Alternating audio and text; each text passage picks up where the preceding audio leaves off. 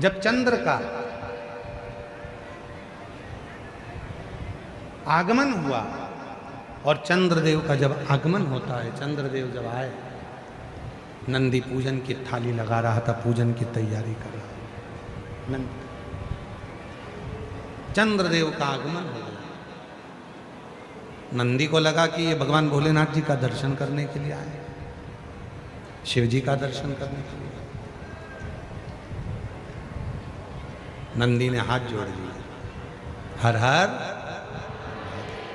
नंदी ने जैसे ही हाथ जोड़े, प्रणाम किया, चंद्रदेव को और अभिमान आ गया। चंद्रदेव को लगा कि मैं बड़ा सुंदर हूं, औषधि का देने वाला हूं, अमृत तत्व को जानने वाला हूं, इसलिए मुझे प्रणाम कर रहा है। और नंदी ने प्रणाम क्यों किया? शिव महापुराण की कथा कहती है, शिव मंदिर के 3 स्थान ऐसे हैं जहां पर बैठकर केवल बैठ जाओ तो भी फल मिलता है। शिव मंदिर के, शिव धाम के, शंकर के मंदिर के 3 स्थान ऐसे हैं जहां बैठ जाओ, कुछ मत मांगो, कुछ मत बोलो, तो भी फल मिल जाता है। कौन से 3 स्थान बताए? तो वर्णन किया तुमरुका जी ने चंचुला देवी को। पहला, मंदिर में जहां नंदी बैठता है, उस नंदी के जो पांव उठा हुआ रहता है नंदी का, उस पांव के पास वाली जो जगह होती है, सीधा जो हाथ होता है, वहां बैठ जाओ, भले कुछ मत मांगो, थोड़ी देर बाबा का दर्शन कर लो, श्री शिवाय नमस्तुभ्यम कह लो, ओम नमः शिवाय कह लो, कुछ भी नहीं मांगोगे तो भी भोलेनाथ तुम्हें खाली नहीं भेजेगा। 3 स्थान बताए,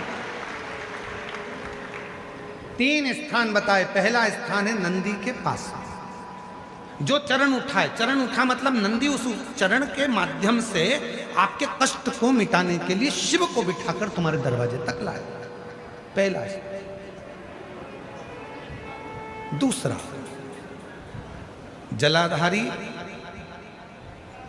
समझिएगा जरा, थोड़ा ध्यान दीजिएगा कथा में। जैसे ये शिवलिंग है, ये जलाधारी है गोल, ये पानी जहां से बहकर जाता है, जहां से भी बहकर जा रहा है, आपको उससे मतलब नहीं, बस जलाधारी जो पानी बहकर जा रहा है, इस जलाधारी के ठीक विपरीत दिशा में, उत्तर में पानी बह रहा है तो दक्षिण में आप बैठिए।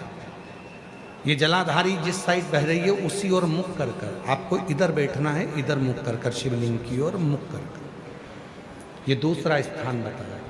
ये जो स्थान है, ये माता लक्ष्मी का स्थान, ये जो स्थान है कुबेर का स्थान, ये जो स्थान है सारी सिद्धियों का स्थान है, अष्ट सिद्धि नवनिधि इसी स्थान पर बैठकर भगवान शंकर से वर प्राप्त करती है। ये वो स्थान है जहां बैठकर आप कोई मंत्र भी नहीं पढ़ोगे, कुछ बोलोगे भी नहीं, बैठने पर ही आपको फल की प्राप्ति होना प्रारंभ हो जाती है। ये दूसरा स्थान स्वयं तुमरुका जी ने चंचुला देवी को कहा, ये 2 स्थान। और शिव मंदिर का तीसरा स्थान, भगवान शंकर के मंदिर का तृतीय स्थान कहा गया। तीसरा स्थान, जब हम मंदिर से बाहर निकलें और उस मंदिर से या ओटला हो या कोई मंदिर है कोई, इसीलिए हमने देखा है कुबेरेश्वर धाम पर लोग आते हैं तो कुबेरेश्वर धाम का जो गेट होता है ना, अब तो कुबेरेश्वर धाम का 1 2 3 4 5 6 गेट हैं अब कुबेरेश्वर धाम पर।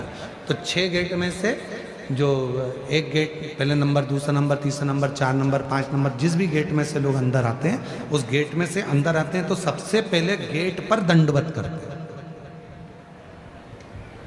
गेट पर दंडवत करें, वहां सोकर प्रणाम करें,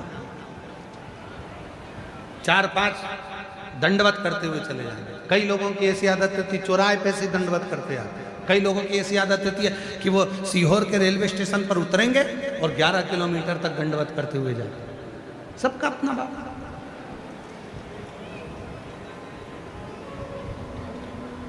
और हम आप लोगों को सुनकर खुशी होगी कि कुबेरेश्वर धाम के प्रांगण में, कुबेरेश्वर धाम के प्रांगण में 4 नंबर और